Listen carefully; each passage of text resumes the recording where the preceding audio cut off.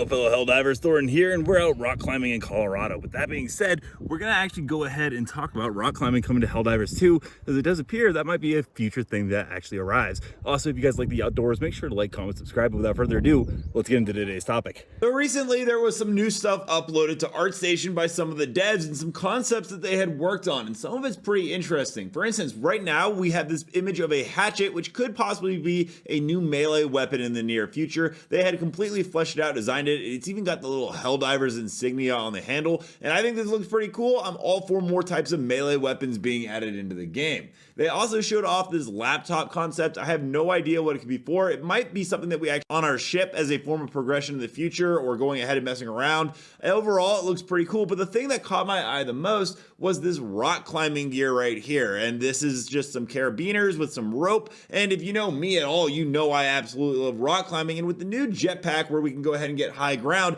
it would be interesting to see that if we had a way when we got up there to, instead of just using the jetpack to get down, we could rappel and maybe even shoot and add some more interesting gameplay dynamics. In fact, this isn't the first time Arrowhead devs have showed off a lot of the cool stuff in the game. We usually get stuff from leakers, but in this case, there's a lot of stuff that the Arrowhead team has been working on that did not make it into the cut of this game. It will either not be coming at all, or it might be coming in a future update, and we actually got some looks at it. Well, thanks to the Arrowhead team themselves. This isn't leaked or data mined. They actually went ahead and showed the concept art of a lot of stuff that they're working on up on their official ArtStation. They have really cool stuff, and it's not just new content, it's also new skins. There's this really cool samurai armor that just didn't make the cut into the game, at least not yet, and it really throws it back to Halo 3 Hayabusa armor for me. I would love to see this come into the game. It's one of the cooler ones they've done. I imagine thematically they're trying to aim for something with it in the near future. That being said, not everything is cut, because we also saw a barrier wall that they went ahead and uploaded. This is by Lucas Orstrom, one of the devs. So we do know that this was very much worked on. There's concept art and how it would function right there, where it would land, fold out, but it could also go in different patterns. It comes with the mounted turret and just hasn't found a place yet to go. There was also some images right here, completely 3D'd and modeled, where the automaton has a light trooper that looks much more human-like. This could be an upcoming enemy type coming in the near future, especially after we saw the jetpack ones and more additions being added, but as of right now, it just didn't make the cut. That being said, they showed us something very, very cool, also by Lucas Orstrom, and it shows what seems to be an automaton with a head but a brain case. This means that either we are going to go ahead and get more cyborgs on the automaton side, or a brand new side faction that features them as well, as there has been leaks and information about that. I actually think this looks really cool and would love to see how this enemy actually comes into play in the future if they end up making it in. Also by Lucas, we got to see the Tesla towers. Now obviously that did actually make it into the game, but right next to it is also his design for this Super Earth conscript. We've seen this also in a ton of leaks and data mines,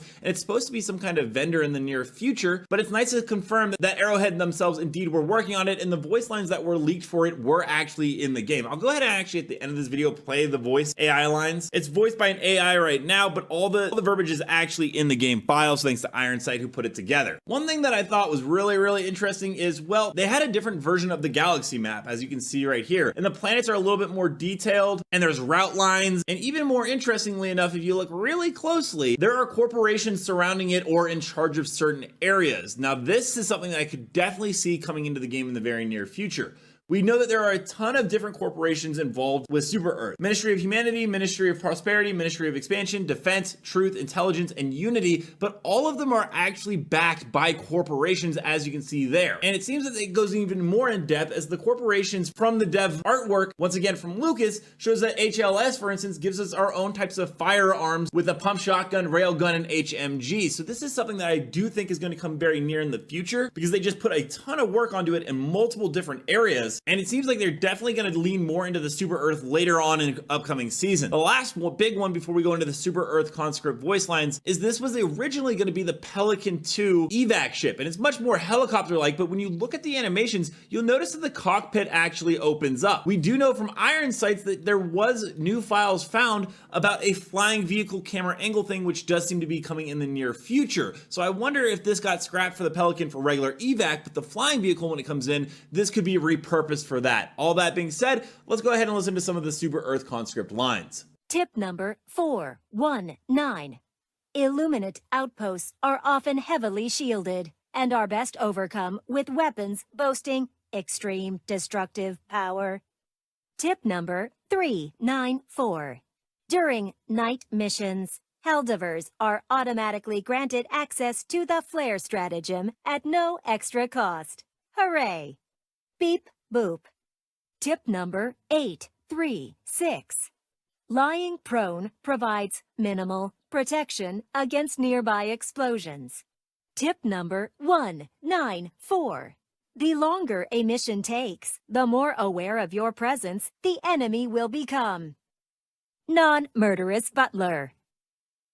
Let's go over and talk about a new particular hazard event from the first game is going to be coming into a new planetary site event. And this is going to be an eclipse/event hazard. It's going to be caused by a much bigger planet covering the sector's sun, plunging the map into a darkness of deep blue, and on certain maps, completely in darkness, to the point that the only source of light will be your beacons, weapon-mounted flashlights, and of course, flare, to be taken with a grain of salt, as in the state right now, it's borderline unplayable. So this might be something that we might not actually be able to play in the near future. That being said, the enemies such as the bots are going to be able to still detect Helldivers at a moderate distance. The bugs, on the other hand, can pretty much only see smoke until you start running, shooting your weapon, or call down a stratagem. Keep in mind that the flare attracts chaff around it like moths to a flame. Basically, if we want to be able to see properly, we're going to have to fight some enemies to go ahead and along with that deal with some friction. Now, this stratagem is a call time instant. It's got a cooldown of 30 seconds and it lasts for 30 seconds. The flare stratagem is a free objective stratagem that is exclusively offered to operations with the planetary eclipse and will not take any of your current stratagem slots and will be available similar to when Super Earth gives weapons and stratagems to test or use, such as the free rail cannon strike we had. Now, this planetary event will be very similar to the super colony of Meridia, which we turned into a black hole, and the planet will be Klendath 2, which is rumored to have something brewing when one of its neighboring planets will undergo a transformation in which rings will appear.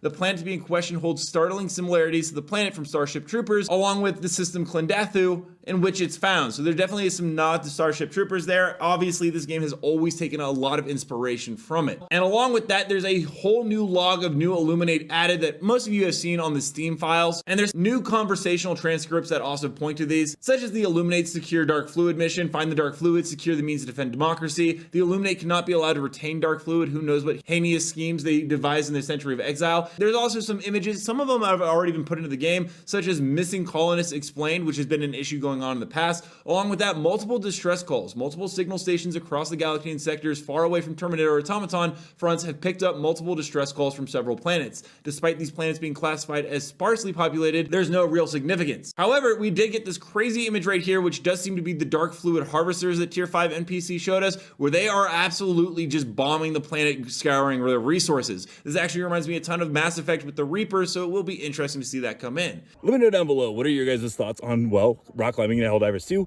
and what other kind of content would you guys like to see come to the game? Also, don't forget to check out this video right here where I cover news and information on the regular. And until next time, everyone, thanks for stopping by. Keep spreading managed democracy.